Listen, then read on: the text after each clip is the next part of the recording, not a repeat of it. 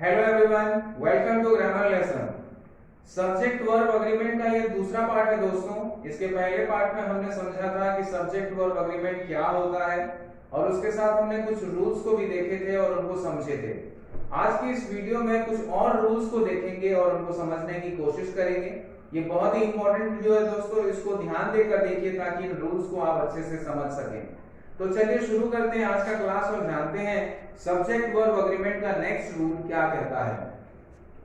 If the subjects are joined by, with, along with, together with, in addition to, accompanied by, as well as, the verb agrees with the first subject.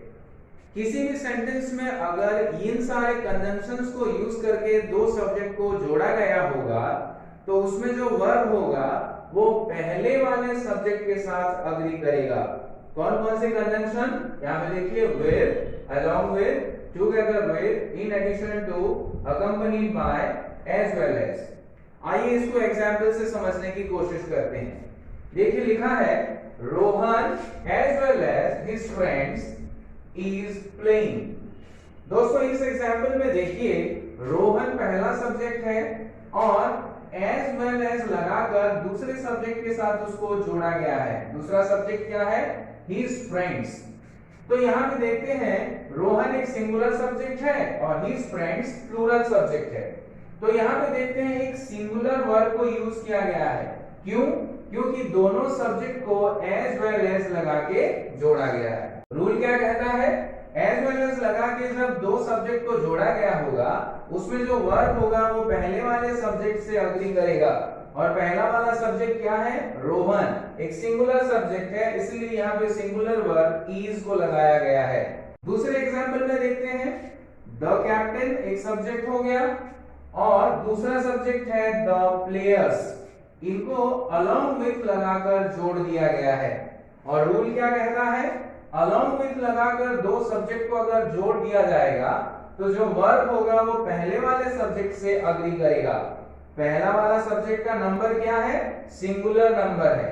तो singular number होने के कारण यहाँ पे verb singular is लगाया गया है। तो इस रूल से हमें ये समझ आता है दोस्तों, जब दो सब्जेक्ट को ये सारे कंजंक्शन यूज करके जोड़ा गया होता है उसमें वर्ब पहले वाले सब्जेक्ट से अग्री करता है। अगर पहला वाला सब्जेक्ट सिंगुलर हो तो उसमें सिंगुलर वर्ब लगेगा और पहला वाला सब्जेक्ट अगर प्लूरल हो तो उसमें प्लूरल वर्ब लगेगा। आइए नेक्स्ट रूल को देखते हैं। देखिए यहाँ पे लिखा है, if the subjects are joined by or not, either or, neither not, not only but also, the verb agrees with the nearest subject. किसी भी सेंटेंस में अगर इन सारे कंजंक्शन को लगा के दो सब्जेक्ट को जोड़ा गया होगा तो उसमें जो वर्ब होगा वो अपने पास वाले, उसके करीब वाले सब्जेक्ट के साथ वो अग्री करेगा। तो आइए एग्जांपल के माध्यम से इसको समझते हैं। Either he or his friends have done it। इस एग्जांपल में देखिए दो सब्जेक्ट को either और लगा के जोड़ा गया है। एक सब्जेक्ट है he और दूसरा सब्जेक्ट है his friends। इसको either और लगा के जोड़ा गया है। और रूल क्या कहता है? either और लगा के अगर किसी दो सब्जेक्ट को जोड़ा गया होगा तो उसमें जो वर्ब होगा वो अपने पास वाले सब्जेक्ट्स के साथ अग्री करेगा। और उसके पास वाला सब्जेक्ट क्या है? his friends। और इसका नंबर क्या है? प्लूरल नंबर है। इस वजह से यहाँ पे एक प्लूरल वर्ब have को लगाया गया है। दूसरे एग्जांपल को देखते हैं, neither they nor he। यहाँ पे जो दो सब्जेक्ट है दोस्तों वो एक they है और दूसरा he है। इन दोनों को neither nor लगाकर जोड़ दिया गया है। और रूल क्या कहता है?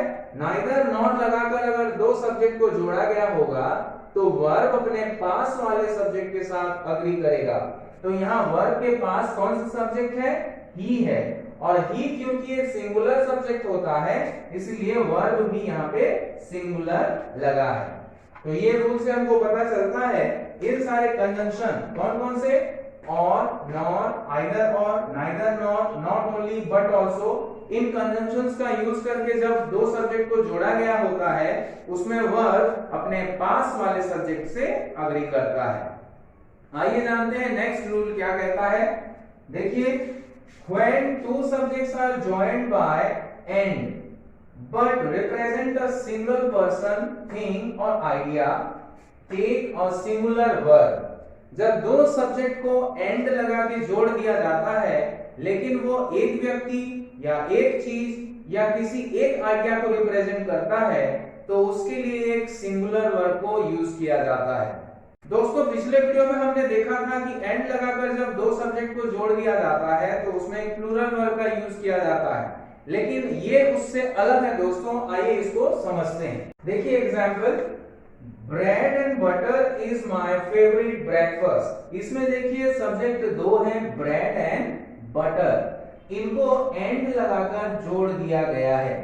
लेकिन यहाँ पे ये समझने की जरूरत है दोस्तों, भले ही ये दो अलग अलग चीजें हैं लेकिन ये एक यूनिट बन जाते हैं। जब इस तरह इनके बारे में बात होता है, bread and butter is my favourite breakfast, तो इनका जब कॉम्बिनेशन बन जाता है तो ये एक यूनिट बन जाते हैं।